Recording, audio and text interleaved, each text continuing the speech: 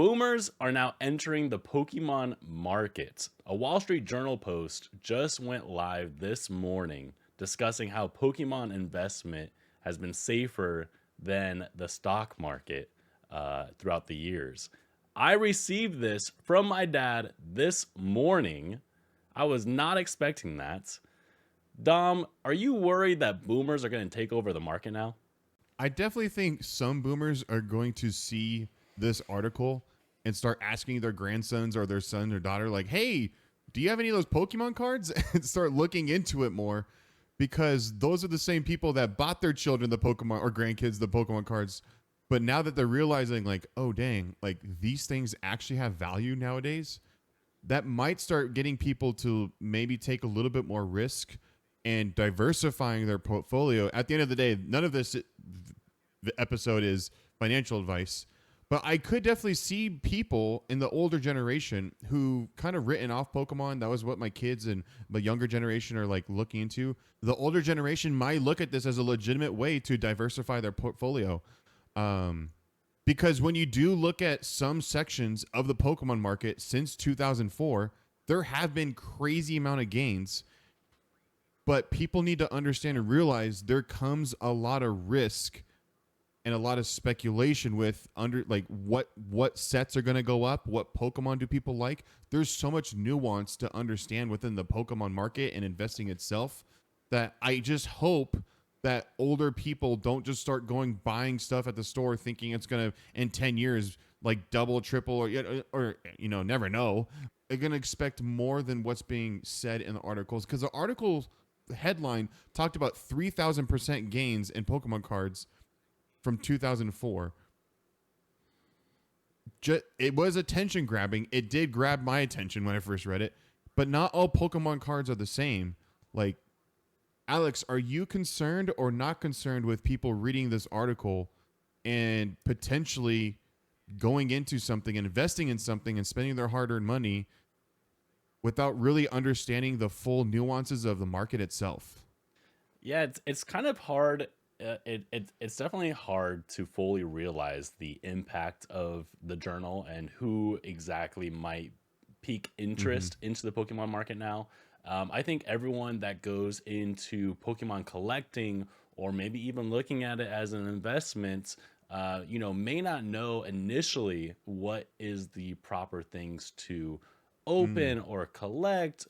And everyone has their own reasons for opening and collecting or investing into Pokemon. But I think you are right. There definitely can be a lot of individuals going into this being like, oh, I guess I should just buy whatever Pokemon product is in the store and just keep it. But there is going to be also the other people that may be doing a little bit more research into the matter and finding out, oh, hey, you know what? Maybe sealed product is the way to go, or maybe graded cards is the way to go. So I think everyone may take this article a little bit differently. I think some people might just kind of throw some darts and see what sticks. And I think other people will try to do their due diligence and see what actually matters in an investment aspect. Yeah, that's an interesting point, because it's not unheard of, even before this article, that huge players would make large purchases of either single cards or certain sealed product.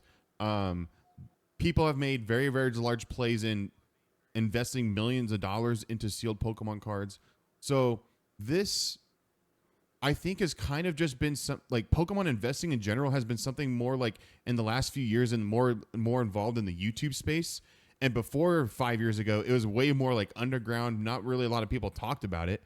But now that we're seeing the Wall Street Journal talk about it openly, about, hey, you can potentially buy Pokemon cards and make money over it in a long term. Oh, by the way, it's doing better than the S&P 500, better than Meta's stock over that same time frame.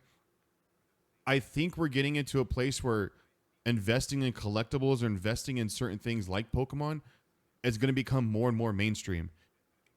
And unfortunately, this is the worst time for this article to be published, because we're in one of the craziest bull markets we've ever seen with Pokemon in general. Even looking at the graph in the article, like, you could see huge spikes during COVID, and then the last 2 years after COVID, it kind of goes down a little bit, and then it spikes again. as of last fall. Like we're in the middle of a Pokemon bull run right now, and it's very, very crazy trying to get product for the regular collector. There's people who play the TCG are having tough times getting new sets. And then you have people who want to invest, want to use these as investment vehicles, and they can't even get product. So it's like you have these three corners of the market: collectors, investors, and people who use it for like, and players. They're all like antagonistic to each other because there's only so much supply in the market, but the demand is just skyrocketing. And I'm afraid that when it comes even more mainstream with the Wall Street Journal talking about Pokemon investing, something a lot of collectors that I see on like Reddit and stuff. Granted, I'm on Reddit. You're just fair. You take that, whatever. Granted, it is Reddit, but you see a lot of people who are just regular collectors hate the aspect that people just take these cards, throw it in their closet, throw it on the shelf like I have in the background, and just let it sit there when they could have opened it or they could have enjoyed it themselves.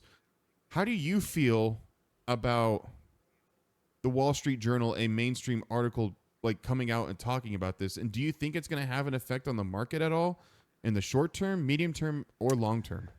Yeah, it's interesting. Like I think we're starting to see more celebrities and more people in the mainstream start to get into Pokemon or collecting sports cards, like a variety of different things. I think we're starting to see more people get into it in the mainstream. And the fact that it hit the Wall Street Journal, obviously that's going to have some sort of impact. I don't think it's not going to have any. But I think we're starting to slowly see it get more and more traction in the mainstream. Now, the hard part is I don't know if we're at the heights of it or if we're just starting. This could be where it really starts taking off, where people are in the background saying, "Whoa, I didn't realize Pokemon can be an investment." Like all these other people that kind of look at Pokemon as just a trading card game or just for kids or just for collectors, they might be seeing this article and being like, huh, maybe that is something I should start considering. And what is Pokemon all about? What cards should I collect? So I think this could have a pretty big impact. It's kind of hard to see, or it's kind of hard to measure exactly what's going to happen here. But it'd be interesting to see, because right now for me and you, I think it feels like, oh my goodness, this is overwhelming. Yep. There's way too many people in the market. It's so hard to get product. All the prices are super high. But I wonder if this is not like the cusp. I wonder if this is just going to keep going. Yeah, you bring up an interesting point. Like, there's no way to know, like, if this is the bot, like, is this the peak or is it going to still go? Like, is it going to still keep running? I mean, every day on Reddit, there's people talking about it's a bubble, it's gonna pop, but it hasn't popped yet. Like, and Pokemon does go through natural cycles of ebbs and flows of like between 2 or 3 year cycles of up bull market and then a down up down. I mean, we literally saw after like you made that comment about Logan Paul bought like a $5 million PSA 10 illustrator, got a great Guinness World Record for it in like 2022. But after that, Pokemon for the next 2 years was kind of like going down in demand. It was going down in prices. A lot of stuff on the market was extremely cheap. A lot of people, there just wasn't a lot of demand. But now we're in this crazy bull run for almost 12 months now. I do fear that it's going to get worse if you have big people with big money who are willing to take a little bit risk as part of their investment portfolio, start putting their money into sealed products or into slabs. I would be a little bit more concerned with sealed products only because like not every Pokemon card, like as a person who wants to like rip packs and does it for stream and stuff, like we need sealed products, right? For our stream to run. Yeah. But if someone's investing a lot in slabs, there's a lot of nuance when it comes to the market. Something I do want to criticize the article a little bit is they do touch on it a little bit, like certain Pokemon, certain rarities, certain things definitely would give you more gains than others.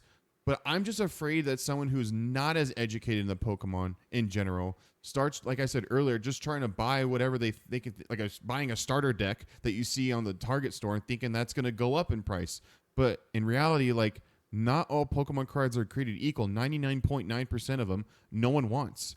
It's only those few desirable singles that generally people go after. And yeah, you see the top hits of sets, but like the top hits are like what? The first 10 cards, and some of these sets are like 200 set, like 200 cards in one set. So not all Pokemon cards are created equal.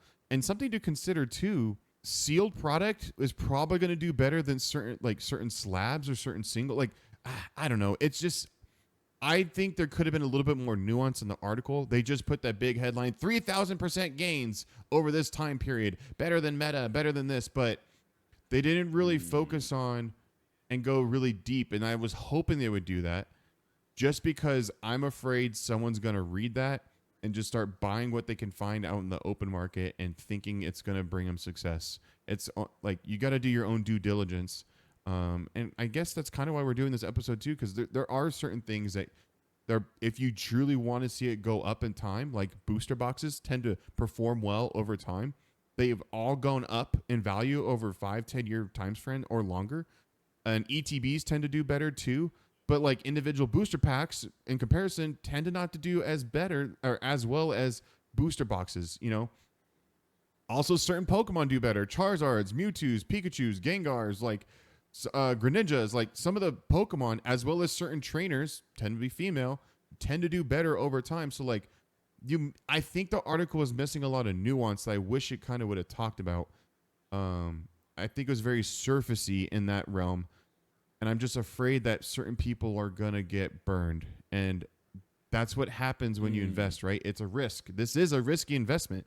There is nothing. The Pokemon's not backed by anything. The US dollar is backed by, it used to be backed by gold, right? There used to be something that the money was like a standard it was based on. Pokemon is just speculative. What do people think this booster box or this ETB is worth? Like, that's all it's based on. Do you see what I'm saying? Like, so do you think, so there's people out there such as financial advisors advising people how to spend their money in stocks and into businesses and other investments. Should we have Pokemon advisors? I think there already are Pokemon advisors. Imagine. For example, Nostalgianomics, Yeah, he's a YouTuber. He talks about Pokemon investing all the time. He speaks from experience in his videos. I'll take him at his word that people are asking him about certain plays, his thoughts on the market and what they should invest in. Like, people make YouTube videos all the time on like, hey, this is what I'm investing in. And they're making speculative claims about what they think is going to go on. You can see multiple YouTube videos saying these Pokemon cards are going to pop up in the next XYZ. Like, just so everyone's, almost cursed. Just so everyone's clear, no one effing knows. It's all speculative. You can make inferences that Charizard's probably going to go up over time, but like, no one knows. Like, this could all crash and burn. So I get a little frustrated when I see thumbnails and YouTube videos saying, and maybe I've done it, I got to double check. I could be talking on my butt right now, but I get a little frustrated when I see stuff like that, because people talk about these things so definitively, and they use words that are like that are definitive, like it will or it shall or this is going to. Like, those are definitive phrases versus this might, or hey, but those don't do well as in thumbnails and titles, right? This might go up $100 over the next month. You know what I'm saying? Like, I get why they're doing it. But back to your point, like, should we have advisors? I think people are already doing it in a more indirect way. I just wonder if there's going to be some, like big players or big financial advisors would ever see this as something like, I don't know. It's so risky. That's the thing. That's the hard part with Pokemon. It's just such a risky thing to get into. And I totally agree with there is a lot of money you could make with Pokemon if you invested right, if you do it correctly, and you're smart about it. And I do think that turns off a lot of collectors and a lot of people, and they've getting pushed out of the hobby because they just don't like that greed in it. But people are going to do it people are just going to do it. Like, if there's money to be made, someone's out there going to do it. So to answer your question, yes, I think that's going to happen. I think over the next maybe 5 years, it might be more and more mainstream, maybe at like the Wall Street level, talking about big players, but it's already happening now on YouTube. You know what I'm saying? Yeah. Yeah, true. I mean, I thought an interesting point of the article was basically stating like, hey, Pikachu's not gonna Oh, hurt that's a his good point. leg while he's playing. Like, these Pokemon are not bound to these human issues, whether they have trouble Mm-hmm. in the media or whether they get injured. It's something that you can always rely on and not have to worry about Pokemon necessarily making a mistake. They've been around for so long. Everyone loves the characters and continue to love the characters.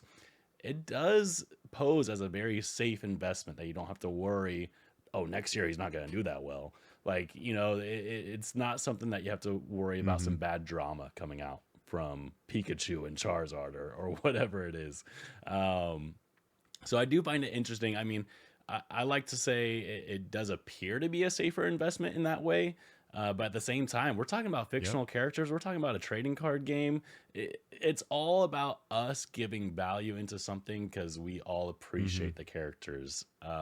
So yeah, it is very much like, okay, well, if we take a look back, it is a safe investment. But at the same time, it's because we're giving it the value that we want to give it. It's just all on us to give it that Exactly. value. Um, it it's a bit interesting to see how this is all going to shake out after this post. Honestly, I, I think you make some good points about like the positives. Like this could be something positive from like a Pokemon investing perspective. But some things to consider too when you consider it to like compare it to like stocks or like 401ks and stuff. Like Pokemon can burn in fires. Like if you have sealed product, like these are physical items that mm, can be destroyed. So you could literally have tens of thousands of dollars stuck in this stuff and your house burns down, there goes your true. investment. Whereas, yes, that can happen when you have all your money in a stock or something, or in a company. It's but it's not Yeah. tangible as tangible to I think a person like might feel, right? If my house burns down and I knew all my Pokemon cards were in there, like that's gonna really hurt. Also something too to consider, like it could take longer and be harder to liquidate certain investments within Pokemon. If you have a base set Mm. booster box that's worth hundreds of thousands of dollars, not everyone has hundreds of thousands of Oh, dollars to buy true. that booster box. Or like, or even at card Yeah. shows, like just this weekend, we saw cards in the tens of thousands of dollar range. Like, not Yeah. that's only targeting to certain niche like customers who can afford that. So being able to liquidate any sort of Pokemon investment you have could take time. You'd have to find the right customer and you'd have to find the right buyer, like at the end of the day, because it could be difficult, especially when you get into a tough spot. Like, oh man, I need $10,000. You can't just log in into your E Trade account, whatever you use, and pull money out. Um, so there is certain nuances again, even with like investing or collecting itself, that could affect you in the long run, trying to like keep these investments safe for a long period of time. Because also, if you don't store them correctly, they could get damaged. And if people see rips in Mm. these seals, they get concerned, and that actually can bring down the value of that sealed product. Or if you crack one of the slabs, PSA 10 just went down in value. People don't want cracked PSA 10 slabs. I'm sorry, like I wouldn't buy one. There are Yeah. things to be considered about with handling physical items and using them as investment vehicles. Um, so I just hope people do their due diligence, and I'm not convinced that a lot of people will or have.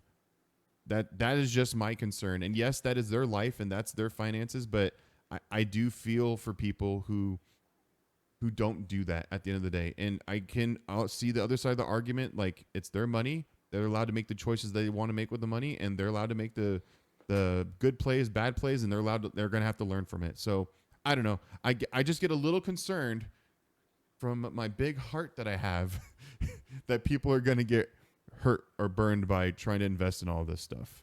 Not saying it's not a good investment, but I Yeah. think people will get hurt. And I think, like, I think this could turn into an educational video where we could say, like, hey, these items are really good items. Mm-hmm. We've seen really good safety investments with these certain types of items. I'm low key kind of concerned with sharing Yeah. those thoughts because, when it comes to looking at Pokemon as a whole, we've seen sealed items kind of just basically consistently go up, whether Mm-hmm. that be booster boxes and ETBs. The hard part about sharing that type of information is we're all fighting for that same exact Exactly. booster box and ETB. The players, the rippers, the collectors, the investors. It's just we already don't have enough. So I'm glad Wall Street Journal posted this, but at the same time, I'm very scared that we're all not going to have enough product. Yeah. That's something to consider too. Yeah, no, So you're not wrong. Like, it does affect us, like, tangibly as collectors, as play, or as as our stream, and as we move on with our business. I think something too, like, this is also an asset that Pokemon could just reprint whatever they want to reprint at any time and overflood the market. Like, they have complete control yeah. over the entire supply chain of Pokemon cards. Like, you don't know what Pokemon's going to do in the future, or if they make mistakes with overprinting certain sets, and then you go buy thousands upon thousands thinking you're going to get quick gains really quickly over the next couple years, and then the market just tanks because there's not enough demand. Like, and even too, like what you said, like, people, like I said, people are just antagonistic against each other. And so even us speculating about, oh, this is going to do better, that's going to do better, that actually could affect us, and it could affect other collectors. So I totally get your concern that you just be a little hesitant to share. Because I would hate for someone to, like, hey, Dom, like, I bought X, Y, or Z because you suggested it and I got burned. Like, I would hate that feeling. I would hate to see that comment. That would not be a good comment. This is all not Exactly, financial like, advice. I do kind of like I do like talking about numbers and the analytics of looking at different sets and what's happened over time, and maybe, like, having fun speculating about it. But when we start talking about people making huge financial decisions about things that I suggest or that we suggest, like, it gets a little nerve-wracking. And it's not that I'm not confident. What I'm saying is I just don't want people to be hurt and influenced in a negative way by something I said, right? Because people work hard for the money, and it's rough out there. Like, inflation's going up. The job market's really hard right now. So I would just, and I've seen too many, like, scary stories on Reddit about, I'm in $20,000 in debt because people have addictions to gambling and they can't say no to Pokemon cards. Because opening up a pack is a gamble. I wouldn't say it's gambling, because technically you do get something of value, like, in the form of packs. They might be worth a cent, but you got something. Versus if you're actually just straight up gambling, like, there's no intangible value gained from that, right? If I put $100 on black, like, what is that? You know what I'm saying? You're not gaining, there's not this exchange of goods or something like that. So I don't know. I do see your concern about talking about it in a speculative way. Oh, I was just gonna say, and we run a rip and ship online. We get lots of people into our streams that just ask, like, "Hey, I'm getting into the Pokemon collecting. What should I buy? What should I get?" I think we get that question a lot, and I think we've kind of navigated it a little bit better. I think we know how to kind of navigate those new buyers. I mean, at least for me, I like to tell them, like, "Hey, whatever looks Yep. cool to you, whatever you think character is your vibe, whatever you think you're gonna have the most fun with, open it up, give it a shot. Just don't try to chase the investment. Don't try to chase where the money's at. If you're getting into the collecting scene and wanting just to have a fun time, just do whatever looks cool, whatever you think looks cute, and just Yeah. kind of go from there. Not everyone needs to get into this space to try to make money or try to make it look like an investment. I would say if you really want to spend money on this, only use your Yeah. fun money. Don't use any serious money. Don't treat this as an investment.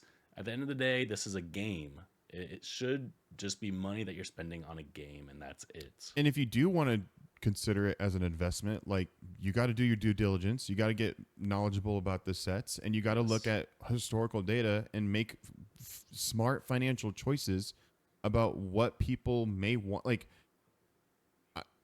I totally agree with, like, all your points. Like, if you're just getting into collecting, like, don't treat it as a way. But if you do, like, you have to do your homework. You can't just sit here, buy anything off the shelf and think you're going to be, like, freaking rich off of this stuff. Like, it also does take time, and I don't think people have patience. I think people get scared too. Like, Correct. sometimes you don't see Pokemon cards go up over long periods of time. It could take 5 years for something to double in value. You know, it could take 10 years. So it's just, I get afraid too from the patient's perspective, because I don't think a lot of people are patient. I think people get a little too skittish, and they might want to, or people who are collecting who also want to invest, they just want to rip the packs because they have that need and that like, I gotta get the top hit. So if you do want to use this as an investment vehicle, just do your own due diligence, make sure you're making wise choices. And like Alex said, use fund money, don't use rent money. Don't, you know what I'm saying? Like, make sure you're good in life before, like, that's what I would do. Again, hashtag not financial advice, but I don't know. Hashtag rip responsibly. Exactly. Because even the guy like who was featured in the article, they show a picture of his collection. He has about $20,000 in, I just checked before we started, $20,000 in sealed product value. But he also has a crap ton of each. It looks like almost each English and Japanese set of a single pack. Even within your own investing or collecting, like Alex said, like find things that you want to collect. And like if it's a Charizards, or someone recently in our stream said, hey, I just want to collect a lot of flying Pokemon because I like birds. Like, finding little niche things that you enjoy is going to do, I think, bring you more value in your life if you like about the nostalgia and collecting aspect of it, versus just trying to flip everything or try to make money off of everything.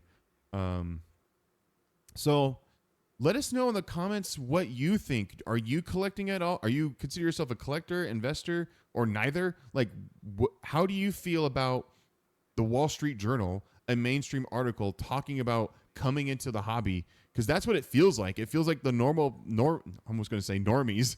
It feels like normies are going to just start coming in with their old boomer money and potentially start buying out stuff. Like, let us know in the comments what you think. What did you agree? What you didn't agree with with the episode here? And help your parents get the right booster box.